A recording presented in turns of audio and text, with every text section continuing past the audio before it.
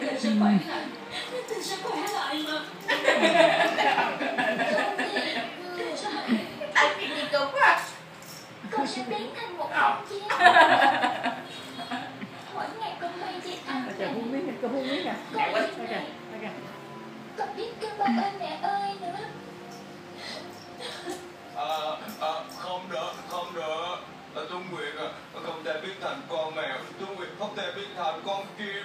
Bà muốn Tuấn Nguyệt, bà muốn Tuấn Nguyệt. Ba ơi.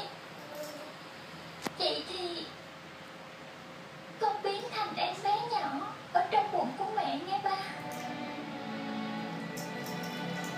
Lúc đó con có thể chào đời lại, biến thành một Tuấn Nguyệt mới rồi.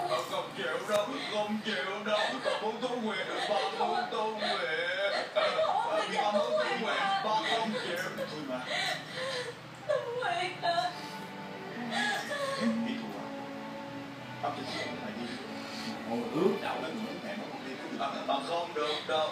Bác sĩ nói là không được. Hay là ông đưa Tuấn Nguyệt về trước đi. Ngày mai quay lại đi. Tuấn Nguyệt, bà cõng con nha.